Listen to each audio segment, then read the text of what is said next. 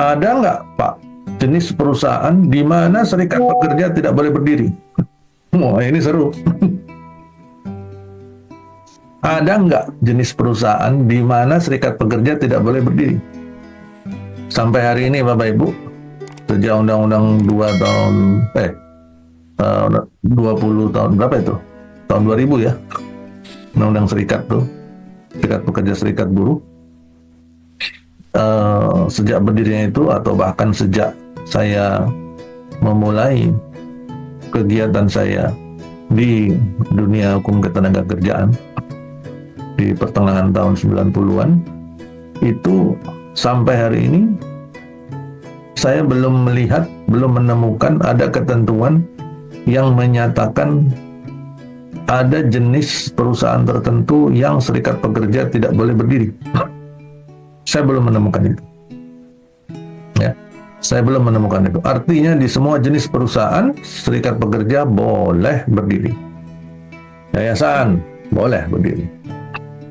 Kampus boleh nggak Pak? Boleh berdiri. Sudah ada kok. Serikat pekerja kampus itu udah ada. Kalau nggak salah pusatnya di Jakarta. Ya, kemudian sekolah internasional boleh nggak? Boleh, nggak dilarang. Karyawan sekolah internasional, bukan siswanya ya. Sama kayak kampus tadi, bukan mahasiswanya loh yang jadi serikat pekerja, salah. Tapi pekerjanya. Pekerja di kampus atau di institusi pendidikan, misalkan pekerjanya itu siapa? Ya para pengajar maupun pekerja non pengajar. Sekolah internasional Pak, sekolah internasional TK, boleh nggak? Boleh.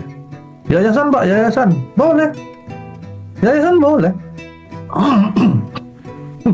Tinggal mau atau tidak.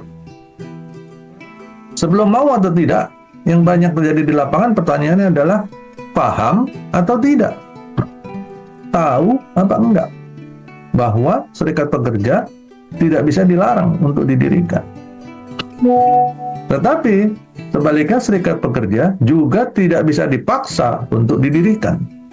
Jadi perusahaan tidak boleh ikut campur dalam pendirian serikat pekerja.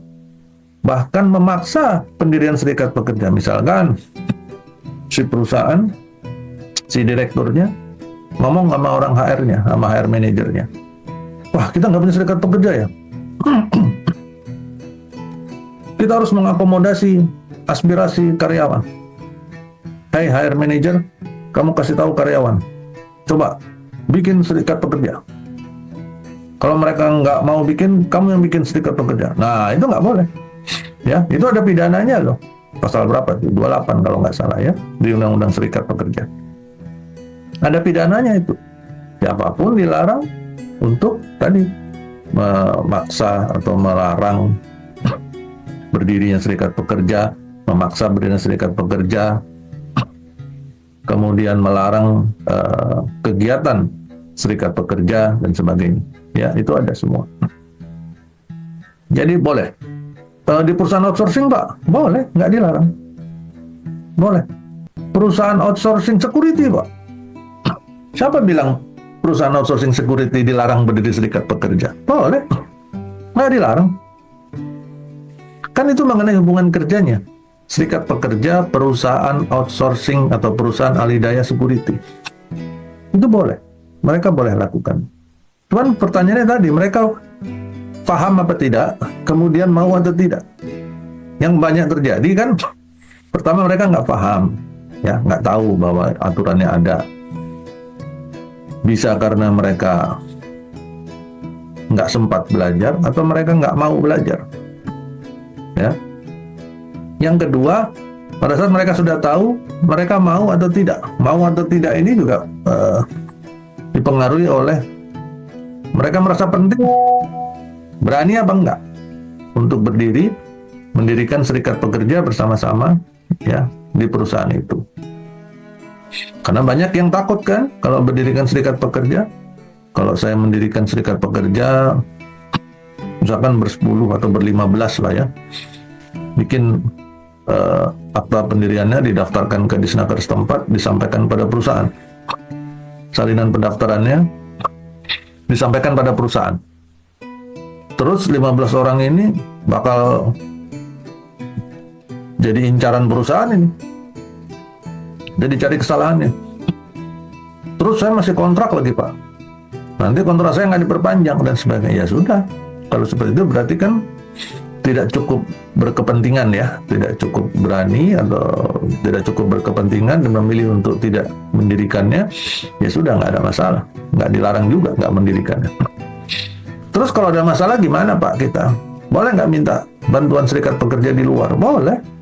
Serikat pekerja perusahaan tetangga nggak dilarang.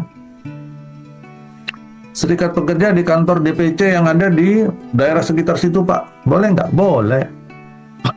Ya, boleh. Itu nggak dilarang. Begitu Bapak Ibu yang bertanya tentang serikat pekerja. Jadi sedikit kembali ke serikat pekerja. Dia nggak boleh dilarang, dia nggak boleh dicampuri. Bahkan pendirian serikat pekerja itu Bapak Ibu tidak membutuhkan persetujuan dari manajemen. Ya, tidak membutuhkan persetujuan dari manajemen atau direksi perusahaan. Pada saat serikat pekerja berdiri, kemudian disampaikan kepada salinan pendaftaran, disampaikan kepada si pengusaha, direkturnya marah. Ini apa kok nggak pakai izin, katanya gitu. Nah itu keliru, karena mendirikan serikat pekerja tidak butuh izin. Nggak info aja nggak perlu pada saat mau mendirikan. Setelah berdiri, setelah mendapat pendaftaran, akta pendaftaran dari Disnaker setempat, maka salinan dari akta pendaftaran itu disampaikan ke perusahaan. Ya, jadi info di awal, Pak kami berencana mendirikan serikat pekerja, nggak perlu.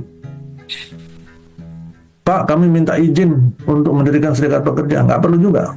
Kalau memang udah dianggap perlu untuk mendirikan serikat pekerja, langsung aja dirikan. Ya, begitu kurang lebih.